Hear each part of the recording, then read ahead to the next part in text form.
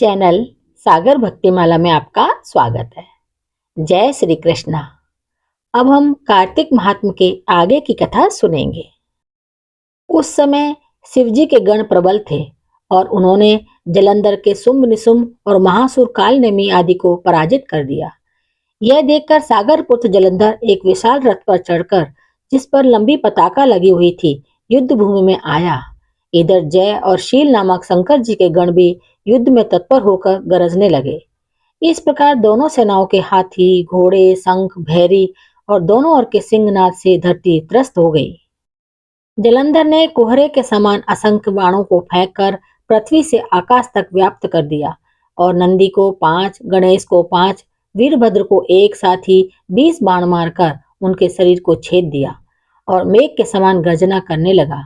यह देख कार्तिकेय ने भी दैत्य जलंधर को अपनी शक्ति उठाकर मारे और घोर गर्जन किया, जिसके आघात से वह मूर्छित हो गया और पृथ्वी पर गिर पड़ा। परंतु वह शीघ्र ही उठ खड़ा हुआ और क्रोधविष्ट हो कार्तिकेय पर अपनी गदा से प्रहार करने लगा। ब्रह्मा जी के वरदान की सफलता के लिए शंकर पुत्र कार्तिकेय पृथ्वी पर सो गए। गणेश जी भी गदा के प्रहार से व्याकुल होकर धरती पर गिर पड़े। नंदी व्याकुल हो गदा प्रहार से पृथ्वी पर गिर गए। फिर दैत्य ने हाथ में परिधि ले शीघ्र ही वीरभद्र को पृथ्वी पर गिरा देख शंकर जी गण चिल्लाते हुए संग्राम भूमि छोड़कर बड़े वेग से भाग चले।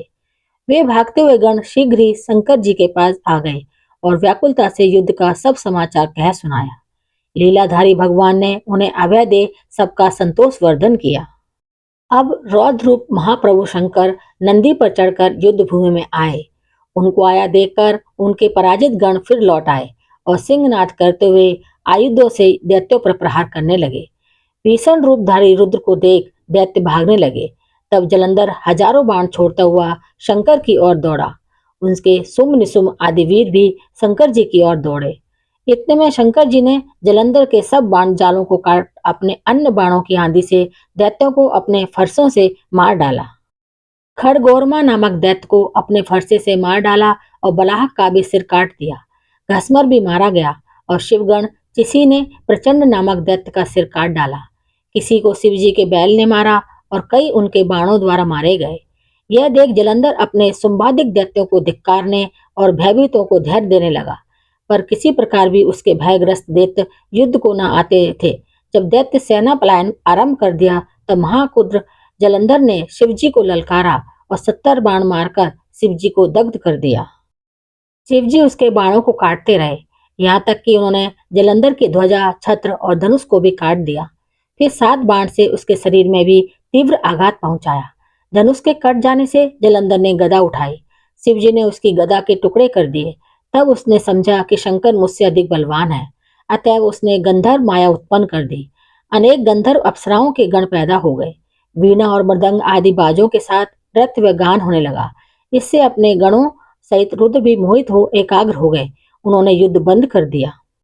फिर तो काम मोहित जलंधर बड़ी शीघ्रता से शंकर का रूप धारण कर वृषभ पर बैठकर पार्वती के पास पहुंचा। उधर जब पार्वती ने अपने पति को आते देखा तो अपनी सखियों का साथ छोड़ दिया और आगे आई। उन्हें देख कामातुर जलंधर का वीरपात हो गया और उसके पवन से वह जड़ भी हो गया।